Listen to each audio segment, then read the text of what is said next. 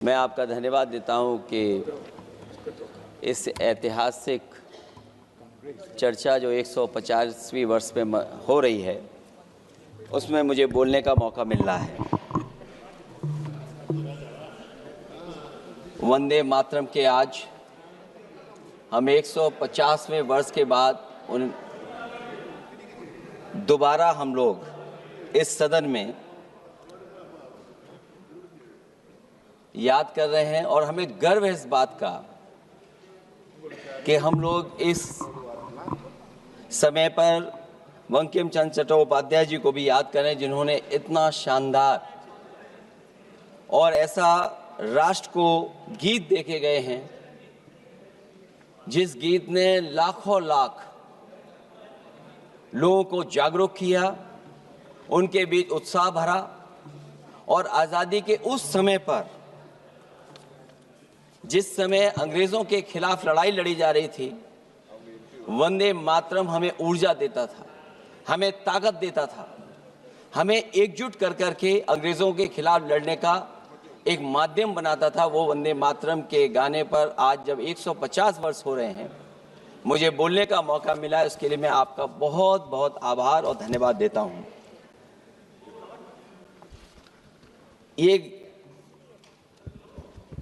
वंदे मातरम जिस तरह के हमारे पूर्व में कांग्रेस पार्टी के नेता गौरव गोगोई ने जो बात रखी, उस भावना से जोड़ता हुआ और वंदे मातरम की भावना से जुड़ता हुआ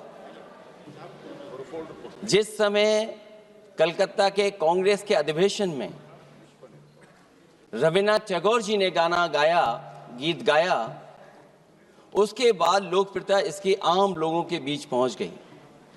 और जब कभी भी लोगों को अंग्रेजों के खिलाफ लड़ना होता था तो यही वंदे मातरम का नारा दे करके लोगों को जोड़ने का काम करते थे। हमारा कोई भी आंदोलन रहा हो, स्वदेशी आंदोलन रहा हो, उसमें भी हम लोग इसी नारे के साथ चले। वंदे मातरम को लेकर के हम लोग इतना देश को एकजुट कर दिए कि अंग्रेज घबराने लगे। और जब अंग्रेज घबराने लगे तो जहां कहीं भी वो देखते थे कि नारा लग रहा है, वहां पर देशद्रोही का कानून लगाकर लोगों को जेल भेज देते। ये भी इतिहास है कि जिस समय बंगाल में बच्चों ने गाना गाया, इस गीत को अपने क्लासरूम में गाया, उस समय भी अंग्रेजों ने उनके खिलाफ मुकदमा लगा के उन्हें जेल भेजने का काम किया। ये वंदे मातरम अंग्रेजों ने बैन भी कर दिया। 1905 से लेकर के 1908 तक बैन कर दिया गया और बैन के बाद भी लोग माने नहीं, हमारे क्रांतिकारी लोग माने नहीं और वंदे मातरम को हमेशा उन्होंने अपने दिल और दिमाग में रखा और जनता के बीच में इस आंदोलन को आगे बढ़ाते रहे। सभापति महोदय, जो हमारे सत्ता पक्ष के लोग हैं वो हर चीज को ओन करना चाहते हैं। ये 150वें वर्ष में जब हम वंदे मातरम याद कर रहे हैं, बंकिम चंद्र चट्टोपाध्याय जी को हम याद कर रहे हैं कि उन्होंने इतना महान गीत हमें दिया है। सत्ता पक्ष के लोग समय समय पर हमें देखने को मिलता है कि जो महापुरुष उनके नहीं हैं या जो चीज उनकी अच्छी नहीं है उनको वो ओन करना चाहते हैं। 150वें वर्ष वंदे मातरम, मैं अभी वो बात कहूंगा और मैं बात कहूंगा और हमारे मंत्री जी उसका जवाब देना।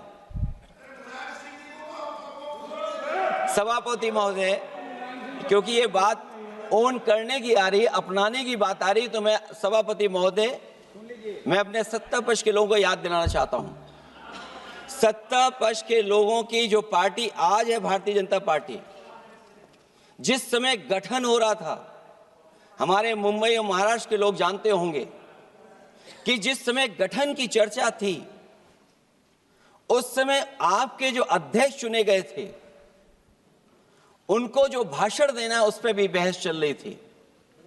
और बहस इस बात की थी कि भारतीय जनता पार्टी सेकुलर रास्ते पे जाएगी सोशलिस्ट रास्ते पे जाएगी कि नहीं जाएगी।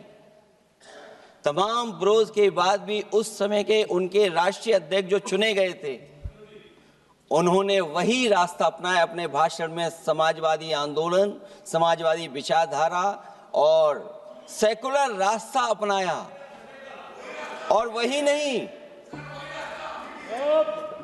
नहीं, जो उनका मंच था उसमें जयप्रकाश जी की तस्वीर लगा करके भी उन्होंने लोगों को ये भ्रम फैलाने की कोशिश की कि जेपी के रास्ते पर भारतीय जनता पार्टी चलेगी।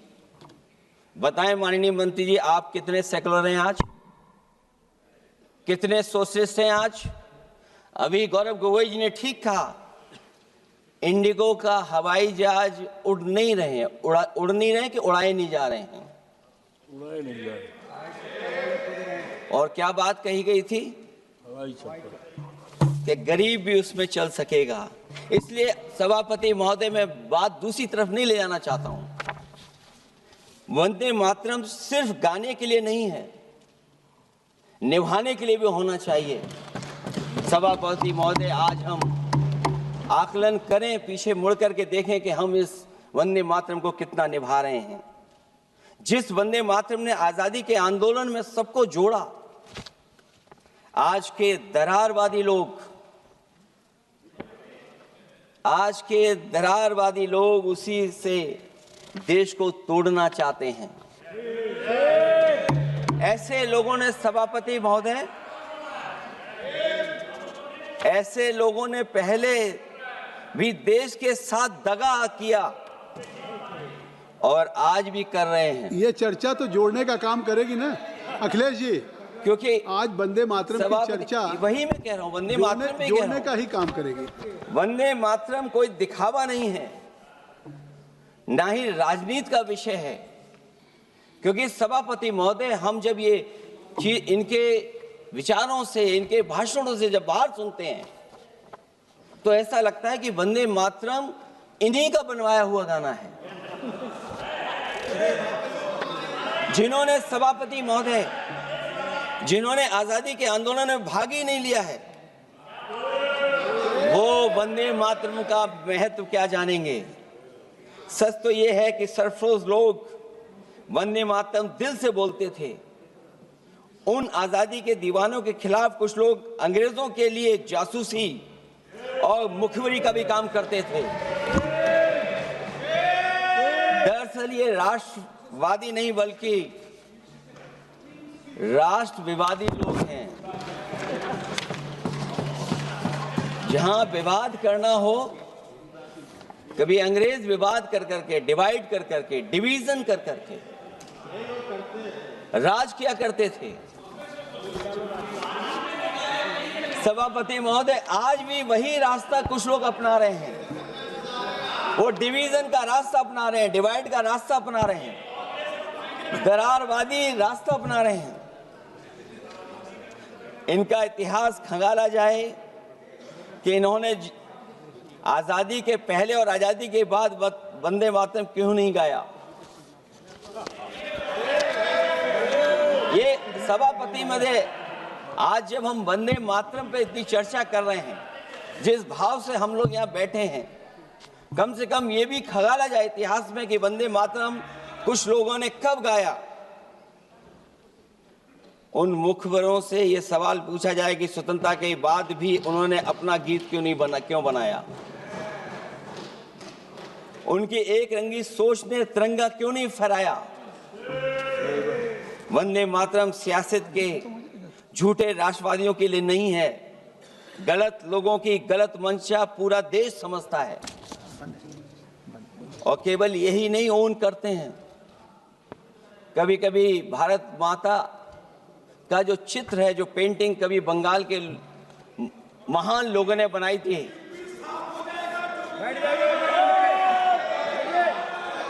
सभापति महोदय इनको देख लीजिए और फिर बैठ जाओ। सभापति महोदय, राजभर जी आप बैठिए, आपके नेता। सभापति महोदय, वंदे मातरम का भाव ये भी था कि कम्युनल पॉलिटिक्स नहीं चलेगी और कम से कम हमारे उत्तर प्रदेश के साथियों ने कम्युनल पॉलिटिक्स को अंत किया है वहां पर जहां से कभी इन्होंने शुरू की थी।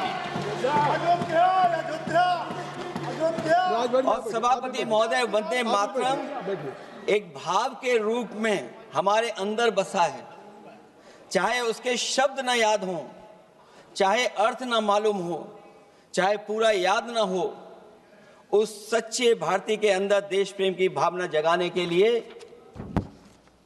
इसके दो शब्द ही काफी हैं। जो सच में देश की एकता और अखंडता चाहते हैं, जो भाईचारे को बुनियाद मानते हैं, उनके लिए दो शब्द भी पर्याप्त हैं जो इस वंदे मातरम से हमें मिलते हैं।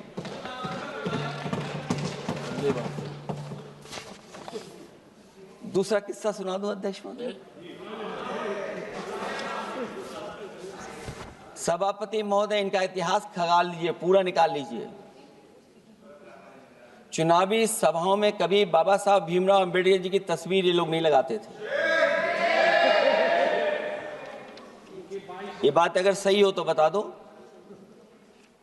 और ये तस्वीर कब लगाना शुरू किए? इनका एक सहयोगी साथी संगठन, जिस समय समाजवादी पार्टी और बहुजन समाज पार्टी ने मिलकर के इन्हें उत्तर प्रदेश में हरा दिया था, उसी दिन के बाद से बाबा साहब भीमराव अंबेडकर की प्रतिमा और तस्वीर लगाने लगे।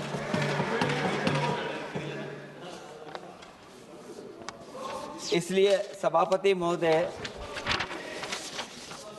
ये वंदे मातरम केवल गीत नहीं है, गीत के साथ साथ आज हमें ऊर्जा भी देता है।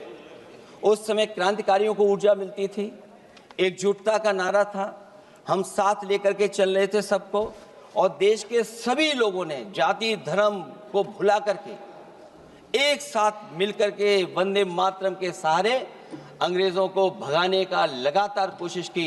और अंतोगत्ता परिणाम ये हुआ कि जब देश जागा, वंदे मातरम के साथ साथ जय हिंद का नारा, इंकलाब जिंदाबाद का नारा लगा करके अंग्रेजों को इस देश से भगाने का काम किया।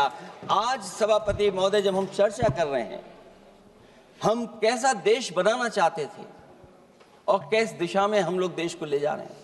सभापति महोदय, मुझे अच्छा लगा कि प्रधानमंत्री जी ने वो बात याद दिलाई कि अंग्रेजों के जमाने में अगर बच्चे भी वंदे मातरम गा देते थे तो उन्हें देशद्रोही के कानून से जेल भेज दिया जाता था। आज जब हम आजाद हो गए हैं तो आज देखिए उत्तर प्रदेश में क्या हो रहा है कि जो प्राइमरी स्कूल है वो बंद किए जा रहे हैं। 26,000 से ज्यादा स्कूल बंद हो गए। और जब बच्चों को पढ़ाने के लिए हम लोगों ने जिम्मेदारी उठाई, पीढ़ी के समाज के लोगों ने जागरूक होकर के पढ़ाने की कोशिश की, तो कभी अंग्रेजों ने मुकदमा लगाया था बच्चों पर देशद्रोह का। आजादी के बाद भारतीय जनता पार्टी की सरकार ने वहां पर मुकदमे उन पे लगाए जो पढ़ने गए और जो पढ़ाने गए। तो इसलिए वंदे मातरम का भाव जो था, उसी भाव से जुड़ करके हम सब मिल करके इस देश को और मजबूत करें। यही हमारी भावना है, यही हमारी सदस्यों की भावना है। जब हम 150वें वर्ष में याद कर रहे हैं तो वहीं हम ये याद करें कि जिस भावना से वंदे मातरम को हम लोगों ने देश के सामने गा गा करके अंग्रेजों को भगा दिया, ये देश कैसे मजबूत हो, एकजुट कैसे हो, बिना भेदभाव के, और संविधान से कैसे चलें, क्योंकि ये संविधान से ही मिला हुआ हमें गीत है। इसलिए इस गीत के माध्यम से हम किसी पर टिप्पणी और किसी पर थोपने की कोशिश न करें और न किसी पे दबाव बनाने की कोशिश करें। आपका सभापति जी का बहुत बहुत धन्यवाद।